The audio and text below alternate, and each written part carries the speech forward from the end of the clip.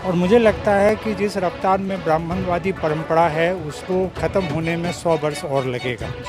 जितने दलित नेता हैं उनको दलितों के हिस्से कोई मतलब नहीं है। दलितों की पार्टी हो, कांग्रेस हो, भाजपा हो या कोई अन्य दल हो, देश में बस एक मत हालात है कि आप मुद्दों पर आपस में मार काट करते रहो, हमको शासन करने दो, हम एक एक करके देश को बेचेंगे। अरे सनातन का मतलब होता है प्राचीन। प्राचीन में हम सब कोई अलग अलग विचार के, अलग अलग धर्म के लोग रहते हैं। नमस्कार, आप देख रहे हैं 4 PM, मैं आपके साथ नफीसा खान। अगर देश के अंदर चुनाव हो तो नेता दलितों पर मेहरबान होते हैं। हाल ही में देश ने बाबा साहिब की जयंती का जश्न मनाया। सड़कों से लेकर बाबा साहिब की जो मूर्ति है उसको चमकाया गया। लेकिन उसी दिन देश के उत्तर प्रदेश से, खासकर वहाँ से ऐसी तस्वीरें सामने आई कि जब दलितों पर अत्याचार का जो सिलसिला है वो थमने की जगह बढ़ता दिखाई दिया। अब सवाल ये है कि दलित अगर घोड़ी चढ़ेगा तो क्या वो पिटेगा, और देश में ऐसा कब तक चलेगा? आखिरकार एक तरफ जहाँ PM Modi, CM Yogi Adityanath, RSS प्रमुख मोहन भागवत ये कहते हैं कि एकजुट हो जाइए, हिंदुओं को एकजुट होना चाहिए, तो फिर जातियों वाला भेदभाव अभी भी क्यों सरकार के राज में चल रहा है? मेरे साथ तमाम लोग जुड़ चुके हैं, उनसे समझते हैं कि एक तरफ कसीदे हैं, एक तरफ दलितों के साथ खाना बैठकर खाते हैं नेता, चाहे वो PM हो या बाकी तमाम नेता हो। दूसरी तरफ घोड़ी चढ़ नहीं सकता, मटके से पानी नहीं पी सकता, बारात नहीं निकाल सकता। ये जो भेदभाव वाली स्थिति है, या भारत पहले वाला है या नया भारत है? मैं शुरुआत आप ही से करती हूँ। सर कैसे देख रहे हैं? अभी जयंती मनी बाबा साहिब की, लेकिन जयंती पर जो बड़े बड़े भाषण दिए गए, बड़े बड़े विचार साझा किए गए, वो विचार विपरीत पाए गए क्योंकि दलितों पर अत्याचार बरकरार है। ऐसा होता है कि हाथी के दांत दिखाने के होते हैं। दलित एक मुद्दा शुरू से रहा है, बाबा साहब के समय से ही ये मुद्दा बना है। क्योंकि दलितों का वोट लेना है, इसलिए उनको शामिल करना जरूरी है, लेकिन उनको अधिकार देना नहीं है। चाहे वो संवैधानिक तौर पे, अब खास तौर पे जब से ये बीजेपी से गवर्नमेंट आई है, आपने देखा होगा कि आरक्षण का भी जैसे उन्होंने ख़त्म कर दिया। सारे जो कोटे भरे जा रहे हैं वो मैंने एक तो आरक्षण ख़त्म करके वो ठेके पे लेना शुरू कर दिया। दूसरा कि ठेका पे है तो उसको तो आरक्षण देने की जरूरत पड़ती है, उनको कहना पड़ता है। खासतौर पर यूपी तो और भी है ना। यूपी में तो आप मान के चलिए कि पूरा मनुस्मृति जो है ना वो लागू करने की तैयारी में है वो, और वो उसी दिशा में चल ही रहे वो, है ना। तो दलित तो रास आएंगे ही नहीं, नंबर 1। नंबर 2 कि जब मनुस्मृति की बात करेंगे आप, तो उसमें अभी जो राहुल गांधी जो मुद्दा उठा रहे हैं कि जहाँ 90% आबादी है जिनकी, है ना, उनका जो है सो बने, उनका जो किसी भी क्षेत्र में है ना कि कितना है, इसलिए वो कह रहे थे कि भाई ये है ना भागीदारी कितनी है, इसलिए वो कह रहे थे कि जातिगत आरक्षण, जातिगत संरक्षण कराओ। उससे समझ में आएगा सिर्फ जातिगत संरक्षण का केवल जाति की बात हो रही है। वहाँ ये सवाल आ रहा है कि जाति के साथ साथ उसकी जो आर्थिक स्थिति है, शैक्षणिक स्थिति है, उनकी जो भागीदारी है वो किस पोजीशन में है, इसके लिए वो प्रयास कर रहे हैं। और उसको मैंने चाहे मोहन भागवत की बात आप कर रहे हैं, मोहन भागवत ने शुरू से कहा कि नहीं हम नहीं करेंगे, उस पर जाना नहीं चाहते हैं। क्योंकि यदि वो जाएंगे तो जो तबका, जिस तबके ने संसाधनों पर अपना कब्जा कर रखा है, उनको छोड़ना पड़ेगा। लेकिन ऐसा नहीं है कि ये परिस्थिति नहीं आएगी, वो आएगी। क्योंकि चेतना, जो आज़ादी के समय में जो चेतना थी, उस चेतना में आज जितना विकास हुआ है वो तो हुआ ही है ना। इसलिए वो चीज़ आने वाली है, उसको रोक कोई नहीं सकता। हाँ, टाइम लगेगा। मैं सरकार की नीयत और रवैये पर आऊँगी सर, लेकिन उससे पहले दलित जब भी घोड़ी चढ़ेगा वो पिटेगा, आखिर देश। देखिए अभी हमारे देश को आज़ाद हुए 75 वर्ष हो चुका है, और हमारा समाज अभी भी ब्राह्मणवादी परंपरा से जूझ रहा है। और मुझे लगता है कि जिस रफ्तार में ब्राह्मणवादी परंपरा है उसको ख़त्म होने में 100 वर्ष और लगेगा। सवाल यह है कि दलितों या शादी हो, या दलित को पीने की पानी के लिए हो, या मंदिर में प्रवेश के लिए हो, उस पे आज भी ज़्यादातर समाज में, गांव में, शहर में तो थोड़ा बहुत कम हुआ है, लेकिन गांव में आज भी व्याप्त है। और सरकार की नीतियां बाबा साहब अम्बेडकर को लेकर के, संविधान निर्माता, क्योंकि मैं एक राजनीति विज्ञान का शिक्षक हूँ, संविधान भी पढ़ाता हूँ, तो संविधान को, या संविधान के अंदर बहुत सारे प्रावधान किए गए सैद्धांतिक रूप से हर दल, वो कांग्रेस हो, भाजपा हो या कोई अन्य दल हो, सब दल ने उसको स्वीकार तो कर लिया है, लेकिन व्यवहार में अभी भी मन से हम लोग स्वीकार नहीं कर पाए हैं। इसीलिए जो बार बार घोड़ी चढ़ने पे या कहीं कहीं हमने बहुत जगह देखा है कि शादियां होती हैं दलित युवक का, तो वहाँ पे पुलिस का एक पूरा फोर्स लगा रहता है। ये मुझे समझ में नहीं आता है कि हमारा समाज अभी भी, जबकि पूरी दुनिया 21वीं शताब्दी में है और अभी भी इस स्तर पे छुआछूत है या गैर बराबरी है, और सरकार कोई भी पॉलिटिकल पार्टी हो, मैं किसी भी पॉलिटिकल पार्टी को नहीं बकस रहा हूँ, दलित को एक वोट बैंक बना करके इससे ज़्यादा कुछ नहीं कर रहे हैं। ठीक है, वो दलितों की पार्टी हो, कांग्रेस हो, भाजपा हो या कोई अन्य दल हो, वो सिर्फ दलितों का वोट चाहिए, लेकिन समाज में जो गैर बराबरी है और समानता है, छुआछूत है, उसको किसी भी स्तर पे ख़त्म करने में कोई मुहिम नहीं है सरकार की। सरकार भाषण देगी, अम्बेडकर साहब की 135 वर्ष हो गए, उनका ये हो गया, अम्बेडकर जी के नाम पे बहुत सारी मूर्तियाँ स्थापित कर दी गई संविधान के बारे में, लेकिन जो व्यावहारिक, जब तक समाज के नीचे स्तर के जो दलित हैं, जो समाज का सबसे नीचे स्तर का है, उनको आप जब तक समाज में उठाएंगे नहीं, तब तक आप समाज का विकास नहीं कर सकते हैं। यदि समाज में गैर बराबरी रहेगी, समाज में छुआछूत रहेगा, तो समाज में असमानता भी रहेगा, और असमानता होगा तो फिर एक दूसरे का शोषण भी होगा। तो सरकार को ईमानदारी के साथ, कोई भी सरकार हो, उसे पहले इस बात का संकल्प लेना चाहिए कि समाज में जो नीचे स्तर का समाज है उसको कैसे हम ऊपर लाएं। बाबा साहब अम्बेडकर ने कोशिश किया, गांधी जी भी ने कोशिश किया, लेकिन आज के जितने भी राजनीतिक दल हैं वो ईमानदारी से इसके ऊपर काम नहीं कर रहे हैं। सिर्फ दलितों का एक वोट बैंक उनको चाहिए, तो बड़े बड़े वादे करेंगे, बड़े बड़े प्रोग्राम बनाएंगे, लेकिन व्यवहार में वो कुछ करते नहीं हैं।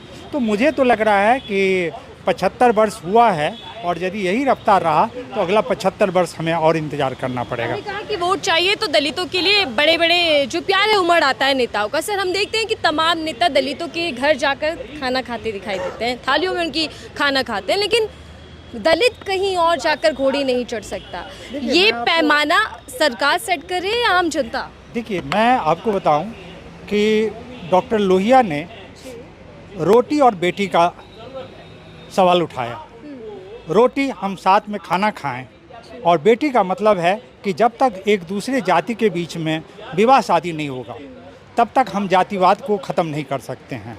रोटी खा लेना एक फॉर्मेलिटीज़ है, ठीक है ना, लेकिन जब तक इंटरकास्ट मैरिज नहीं होगा, ब्राह्मण के लड़के दलित के साथ, दलित के लड़के ब्राह्मण के साथ, जब तक हम लोग इस रोटी और बेटी का सवाल नहीं लाएंगे, तब तक मुझे लगता है कि समाज में ये जो छुआछूत, असमानता, गैर बराबरी है, ये बना रहेगा। जी, मैं आपके पास आ रही हूँ। सर, आप कैसे देख रहे हैं? सर, उत्तर प्रदेश से खबरें आई हैं, खासकर हापुड़ की बात करूँ तो 40 दलित परिवार ऐसे जो मोदी जी की योजना जो घर की बात थी, उस घर के तहत उनको घर मिला गया, लेकिन उनको खाली करने का आदेश दिया गया।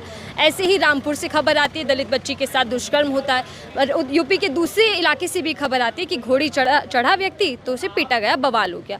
आखिर इन खबरों को जब सामने आती है तो आप कैसे देखते हैं कि दलितों की स्थिति क्या है? देखिए, मामला दलितों का नहीं है, मामला हमारे पूरे एकदम संपूर्णता में लेना होगा सारी बातों को। यहाँ है कि समाज को खंड खंड बांट के और उसको मोबिलाइज करके वोट लेना, और वो भी सबसे बड़ा दुखदाई स्थिति ये है कि जो जितने गुंडे अपराधी हैं वो जिस जात में हो उस जात के नेता हो गए। पहले सामाजिक कार्यकर्ता जो समाज के लिए लड़ता था, मजदूरों के लिए लड़ता था या काम करता था, वो या सेवा का काम करता था, वो नेता बन के आता था। अब जो है, जो पॉकेटमारी से शुरू करता है पहला, और जैसे जैसे उसका काम बढ़ता है, डकैती, स्मगलिंग, उसी तरह उसका नेता का स्टेज भी बढ़ता जाता है। और जो सबसे बड़ा डकैत होगा वो प्रधानमंत्री और गृह मंत्री बनेगा। यही फार्मूला बन गया है। आप कह रहे हैं कि क्राइम में जितनी रिपोर्ट अच्छी होगी, रिपोर्ट कार्ड, उतना ही राजनीतिक कद बढ़ जाएगा। बिल्कुल। और आज हालात पीएम और गृह मंत्री पर भी सवाल। बिल्कुल बिल्कुल कोई दिक्कत नहीं है। और सच्चाई ये है, ये सबसे बड़ी सच्चाई है। और अब दलितों को किस तरह से बांटा है, जितने दलित नेता हैं उनको दलितों के हिस्से कोई मतलब नहीं है, वो मंत्री बनना। अब एगो हमारे एगो नया दलित नेता हो रहे हैं मांझी, अब उनको दलितों का सवाल और महादलितों का सवाल सिर्फ एक है कि उनकी बीवी को, उनके पुतों को, उनको बेटा को, उनके रिश्तेदार को विधायक बनाना है। ये नहीं है कि दलितों के लिए कुछ करना है। ये एगो चिराग पासवान है। आप केंद्र के साथ चले गए, बीजेपी के साथ शामिल। ये महाराष्ट्र में अठावले है। अब ये बताइए, जो दलित विरोधी चेहरा है उसको वोट देने के लिए जैसे पैरवी करते हैं और ये दलितों का नेता बना हुआ है, तो मोदी जी दलित विरोधी आप ये कह रहे हैं? कोई दलित विरोधी और दलित हितैषी कोई नहीं है। ये सब सत्ता हितैषी है। और सत्ता भी उसके हाथ में जिसके हाथ में कॉरपोरेट की ताकत है। और समाज को बांट के वोट लेने के लिए ये सब मुद्दा है। दलित, हिंदू, ब्राह्मण, मुसलमान नहीं होता है, दंगा करवा दो, 10 वो गुंडा को भेज दो, वो कोई और कपड़ा पहन के दंगा कर दिया तो इसीलिए तो पीएम मोदी और सीएम योगी जी, मोहन भागवत जी कह रहे हैं कि हिंदू को एकजुट होना होगा, समूह में आना होगा। कहाँ हिंदू चीज है क्या? ये तो मेरे को आज तक समझ में नहीं आया।